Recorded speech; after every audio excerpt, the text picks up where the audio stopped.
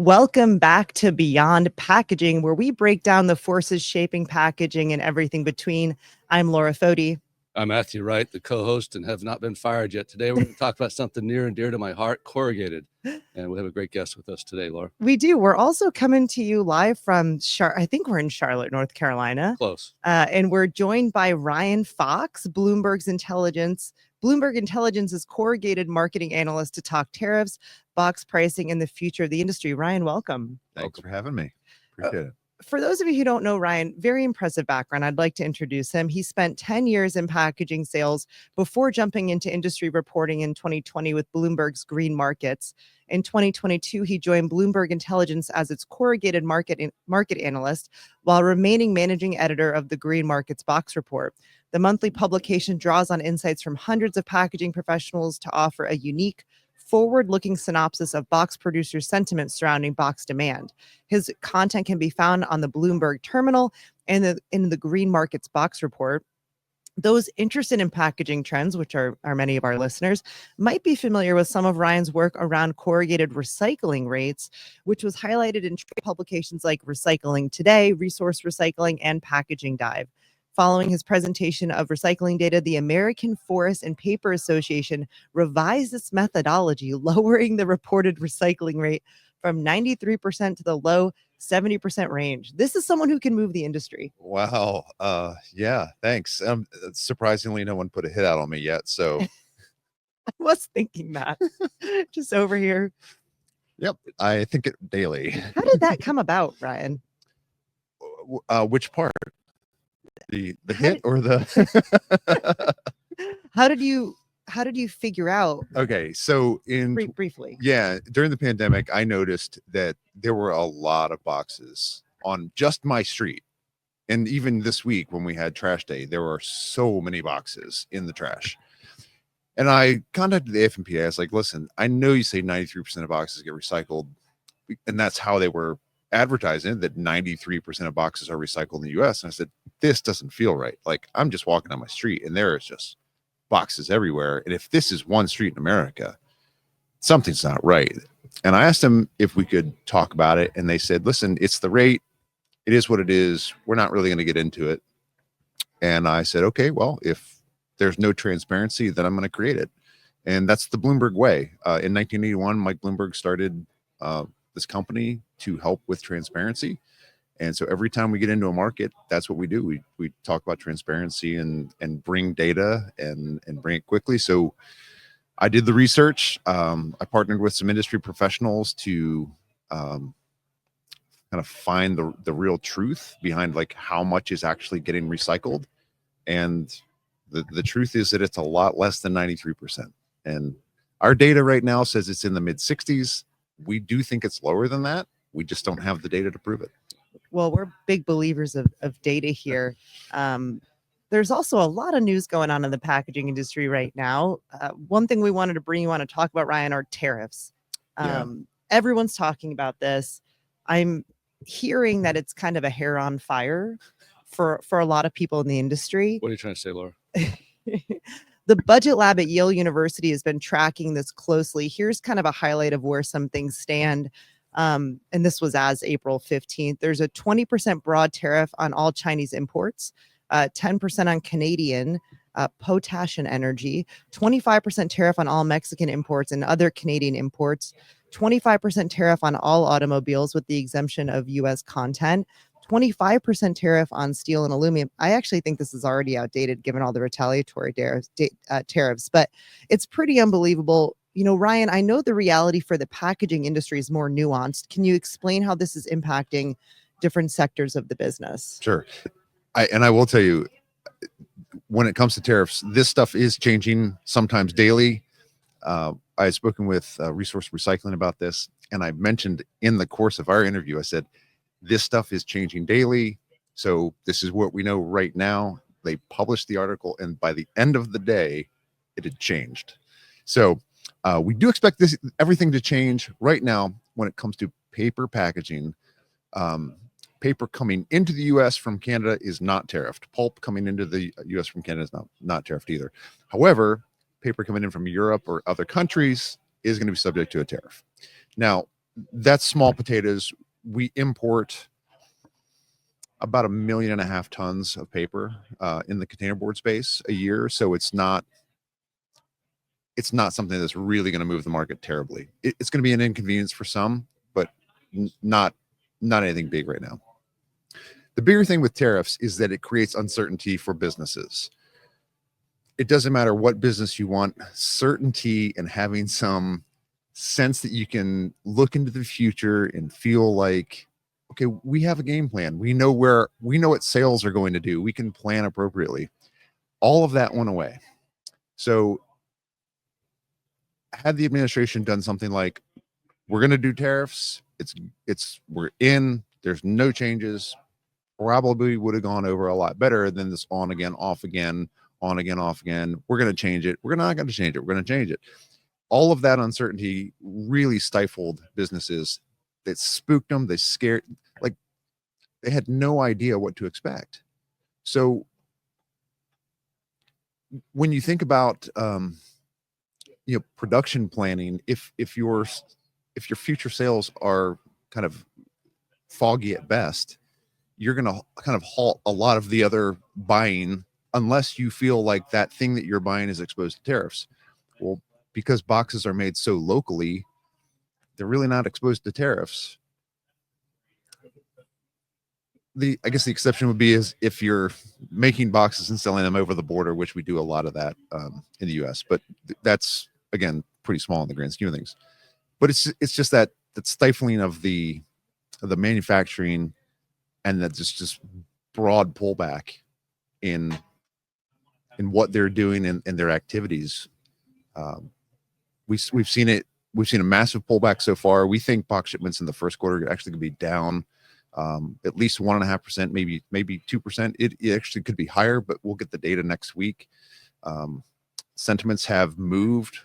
We put a chart up on LinkedIn last week where we showed a 300 basis point swing in sentiment, which is pretty significant. We were, I think most people were expecting that with this new administration, that there was going to be some pro-business policy, that they were going to see a really great year, a rebound from a not so great year last year with boxes. And right now it seems like it's going to go the other direction. Yeah. But, maybe the tariffs, not a total catastrophe for the box industry, but Matthew, I mean, the packaging industry is certainly much larger than that. Can you speak to what you're hearing? Yeah. And I think to Ryan's point, the point about corrugated packaging is it cubes out before it weights out. And that makes it very expensive to ship. And so, historically it's a 200-mile radius kind of product, depending on obviously the geo region you're in. But if you think about packaging that nests well, that waits before it cubes, that is packaging that historically is coming in from China and other countries. And one industry particular that really relies on that supply chain is the cosmetic industry. If you think about packaging in terms of a lipstick holder or any sort of mascara holder, that's packaging, and that by and large is coming from overseas. Obviously, you can fit a lot in a container, so it makes it economical. The infrastructure is not really here to produce that type of product. And so that product's definitely going to get challenged by the tariffs. And on top of that, generally, that's a pretty cost competitive item. So there's going to be certain industries, clamshell, as you can imagine, is massive today in agriculture. That also comes in a lot from overseas and nests very well. So I think, as Ryan says, if you look at the corrugated shipping box market, probably not highly impacted, but everything that goes into that box is going to be highly impacted. And that's back to data, why you really have to be able to slice and dice everything that you're buying, where it's coming from, and understanding these moving elements from regulatory to tariffs. Yeah, absolutely. One of the things we talk about at Beyond Packaging is we go exactly that, beyond it. Can you talk about the tariff impacts on the actual products and what that's going to be like? Yeah, I mean, to Ryan's point, not only do businesses like stability, businesses like predictability kind of going forward and using the rearview mirror to kind of predict that. That's gone right at the moment. And then on top of that, which makes it highly complex, is most products that are complex are coming from multi-countries, and bringing that together either in some componentry or being assembled here. And that's what makes it challenging, because pieces of a product are coming from different parts of the world. And now with moving tariffs or moving fees on top of that complexity, it's just going to make it even more difficult. I know a big conversation that's coming up in customers is, can I have an ability to visualize the cost differences by country coming in so I can make decisions. And as you guys both alluded to, these numbers keep changing, right? So what may be good today might literally not be good tomorrow, and you have to make a different decision. Yeah, absolutely. I was looking, it's so funny. I'm doing my executive MBA with all my free time. And my first economics class, this was last year, the professor's like, there's only one thing you need to know in economics. And he's like, tariffs don't work. And I'm like, wow, this is such a recent learning. Prices always get passed on to consumer. It's really not beneficial. It's really, that was the big takeaway. But I was thinking about, how do they actually work? Because when things change every day, it literally is a ship comes into port, and that day, that's what you're paying. And so this idea of predictability, you're looking at future shipments and you don't know if it's going to be the same cost. So it is absolutely my point being, businesses can't just sit and wait. They can't sit and wait for things to change, because this is impacting them on a daily basis. Right. Yeah, it's a global economy, and the supply chain is global. And we realized this first and foremost during the pandemic, when everything just self-destructed. I think we've done a really good job of trying to near shore and reshore.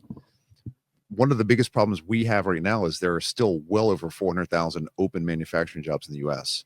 So to think that we're just going to reshore and really quickly, that dog don't hunt, as they say here in the South.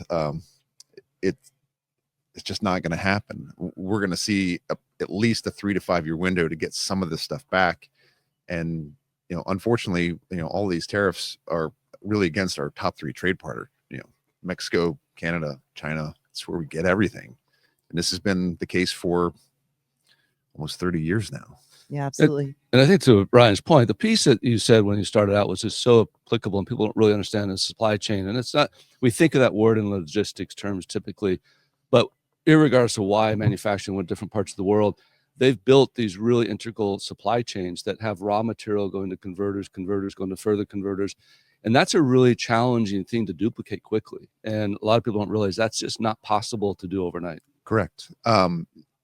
When I was in the packaging business, I had customers who made products that were injection molded plastic, a variety of different things. And many of them sourced their parts from China.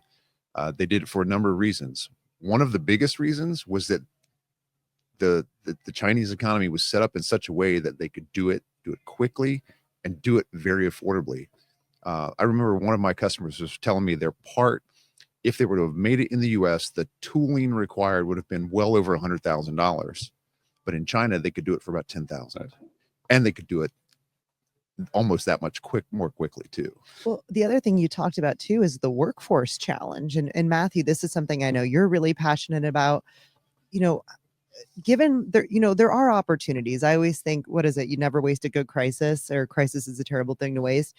Maybe there's nearshoring opportunities. Can you talk a little bit though about how companies can think about the workforce part? Yeah, I mean, listen, that's a topic that I'm always passionate about, as you know, and Ryan nailed it on the head. And I think those numbers are even bigger than we probably understand. And the number one thing, I have a lot of friends in the manufacturing space, and the number one issue they have is getting human capital, right? And so, and you can have debates about that, but in general, it's also the willingness, to work, the desire to work, and the willingness to move forward. And what's amazing about packaging and manufacturing in general, they are good jobs. They're good career, lifelong jobs.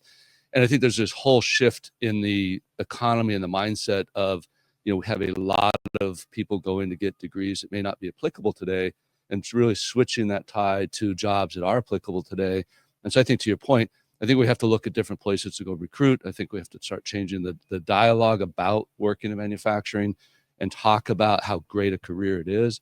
We obviously are very involved in academia for packaging, but beyond that, there's a lot of trade school activities. There's a lot of just certificate programs that need to be revitalized and energized to get the workforce into this market. Well, the other thing that we're hearing from a lot of our customers, especially the larger ones competing with talent, is the need to modernize their operations too.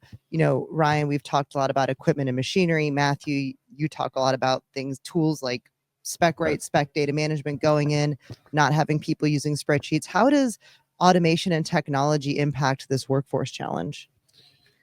That is the thing that everyone's going to right now to fill in that gap. We've seen that over the last 30 years, well, actually since 1987, so a little bit more. There's a 1% negative compound annual growth rate with box plant manufacturers. So we have almost a little over 25% fewer box plants this year than we'd had 30 years ago. We think that number is going to continue to drop. We've seen a lot of consolidation with International Paper and now Smurfit Westrock. You know, there are going to be more plant closures. The key management has even said this publicly, so it's just not news to me anymore. But that workforce is almost 30% lower than it was 30 years ago. So it's outrunning even the number of box plants. And part of the reason that's happened is we have seen some automation, right? We have seen that where 30 years ago it was commonplace to forklift sheets off of a corrugator. In new corrugators, everything's automated. It's going to be scheduled by software. In some cases, you know, Pratt Industries has a brand new facility in Texas. They even have automated forklifts. So it's almost like you have to do some of these things just to keep up. And more importantly, now we have machinery that can make up to 800 boxes a minute. You cannot feed a machine by hand that quickly. It will completely outrun you. So you have to have the automation just to keep up. Yeah, the recapitalization of the packaging industry is amazing. You know, I was participating in that, invested hundreds of millions of dollars to revitalize and take our workforce to a very competitive level. But what's interesting is in the front office, there were still filing cabinets, right? And there was still, you know, hard-coded paper everywhere. And tremendous, you know, we didn't really impact the front end of the business at all. We impacted the back end, which was really important. But I think this, to your point, there's going to be a whole revolution that has to be on automating the front end. Why we live in the dark ages on the front end operation side of the business, and we still do things the way they were done 30 years ago is amazing. That's going to have to change. I want to bring it back to the tariffs really quickly. You know, Matthew, you are a longtime packaging supplier. How should suppliers get out in front of this? Because one of the things we've heard is retailers already saying we won't be passing on cost increases to customers. So, you know, this is going to cause disruption in general. How would you get out in front of this as a packaging person? I think it's going to be near impossible to do it the way you're doing. I think optionality. If you think about back to what I said, you got to dissect your product down to a very granular level. You need to know what your options are, where it can come from, what are your alternative methods or products that can be brought together at a lower cost, and you have to be able to calculate your product at the granular DNA level. You know, today a lot of focus is on the BOM level, like what's the final cost me? Can I compete in the market? And it's $2.50. I can sell it for $2.90. I'm in business. You have to understand the 250 better than you've ever understood today. And then the impact daily, you know, there's some information that people are pre-buying what they can. That only lasts so long. You know, capital's hard, space is hard. So that's not the answer. That may be a momentary answer. The bigger answer is let's dissect that $2.50 down to the penny. Knowing what you have, looking at your options, and being prepared to just be agile. It sounds like planning for the unplanned. Yeah, it's like a CrossFit thing. Be you know, was it prepare for the unpreparable or something like that? Yeah. What a fun time. I want to shift gears. You know, Ryan, you've done so much amazing work around this corrugated box cost index. Can you tell us a little bit about what that is and why you created it? Yeah. So the industry is so much more vertically integrated today than it was 30 years ago. Now you have 3 producers who own about 65% of the space. If you start tacking on the kind of the 4 and 5 and 6, it doesn't take long before you're at 80%. The top 10 are well over 80%. And because of that, there really isn't an open market anymore. I was just walking through this the other day with one of our clients, and it's somewhere between like 1.2 and 1.5 million tons a year of like actual open market, non-contracted purchases of containerboard. So if you're looking to that market to determine kind of what's happening in a commodity, why in the world would 5% be dominating the other 95%? It's ridiculous. And so if you were to think about a vertically integrated company, they have their own paper mill, they make the paper, they send it to their own plant, they turn it into a box. There's no real volatility there. The only volatility is in their costs. So our new index is an algorithm that shows a lot of their costs. It's completely transparent, It's a calculator by its nature. And because of that, it is, we don't like to use the word, but I'll use it for this purpose. It's forecastable. So if you wanted to run a price scenario for the future, half of those inputs have future markets. So you can begin to look at those future markets and see where they're going. The other 2 out of 4, they don't necessarily have future markets, but they're linear up and to the right. So you can kind of extrapolate the data and see where they're going. The other 2, we're actually working on putting together some future consensus or future markets on those. So we're hoping that in the long run, the really savvy business, if they really wanted to, they could even begin to hedge all of the inputs of this index. And then that way they can soften the blow for when prices need to go up, right? They're ready for it. They've been planning for it. And when prices are going down, they're also ready for it. No, it makes perfect sense. Obviously, we're aligned in everything you just said. It's kind of like buying a car based upon what a Peugeot costs. Right. That's a car, by the way. No, but I mean, Matthew, I know data is something you've always relied on in your career in packaging, but that seems almost like the exception rather than the norm. How is something like this, if you were in the industry today, how would you think about using it? Yeah, obviously, I'm a big supporter of it. Data analytics, reality is what I lean on everything I do. It's an industry that's driven by history, right? And history, kind of to Ryan's point, doesn't make sense that you would let 5%, dictate 95%. It's just logically not correct. So I would use this tool, and I would integrate this tool into my business planning. And corrugated, well, typically it's a smaller percentage of cost for companies. It depends on the product. It's still a cost nobody likes to pay, right? And always tries to reduce and avoid. But I think predictability is what business, which just takes us all the way back to the start of this conversation. Yeah. Predictability is what businesses need, not emotion, not reaction to different things, but what's really going on in the world. And that's what Ryan's doing. Awesome. How can people get in touch with you and work with you, Ryan? Yeah, so you can find me on LinkedIn first if you haven't done that. Just search LinkedIn. Ryan Fox is who I am.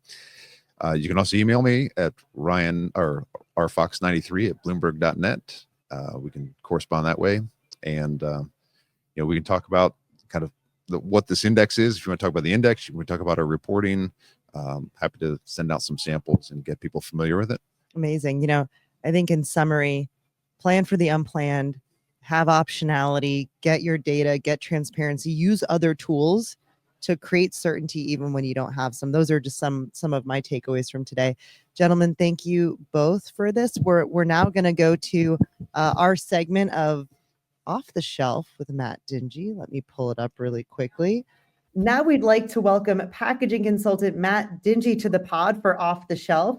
Matt joins us from Michigan State University's New Product Works collection, which features over 140,000 products from around the world, aiming to educate and inspire the next generation of packaging engineers. Matt, what product are we going to learn about today? Hello, everyone. Today we're looking at Pebico tooth powder. So we're going back in time when tooth powder was around, and I know it's making a comeback. And I'm holding here one package, which is in a metal container with a fitment with tooth powder in it, and its counterpart, which they transitioned to, which is a paperboard tooth powder package with a fitment as well. So two from the same time period, but different formats of the same product. Matt, that's so cool. And Laura, I got to jump on this before you do. I didn't use that tooth powder. I know you always say I'm old, but I'm not that old. But what a cool, that tin product. What a cool, I know that's coming back, that whole concept of value product packaging we talk about all the time.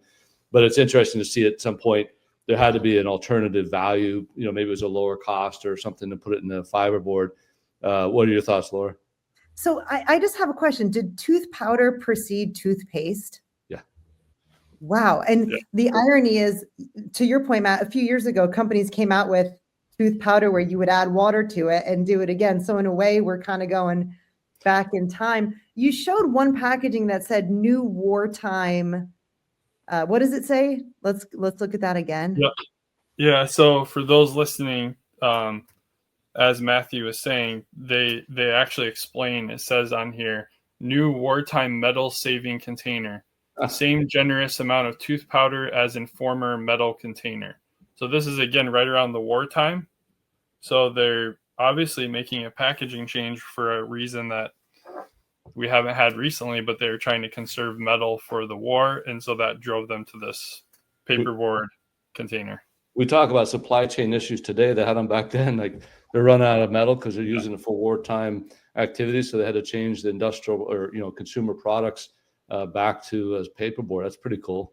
That's amazing. Well, I'm so excited for everyone to watch this, and maybe a few people get a few ideas. I know we have some CPG companies on here. It's a good reminder that the past becomes the future, and I think toothpaste especially, it's one of those categories where you think, how could it be different? But there are so many different vehicles around oral care in general. So cool to see it go from tin to paperboard to today's tubes, and now back essentially in a way. So Matt, thank you so much for joining us for Off the Shelf. We'll see you next time. Great. Thanks, Matt. Thank you. Thanks, Matt. Ryan, thank you for being with us here today. Thanks, Ryan. Thanks for having me. Thanks, everyone.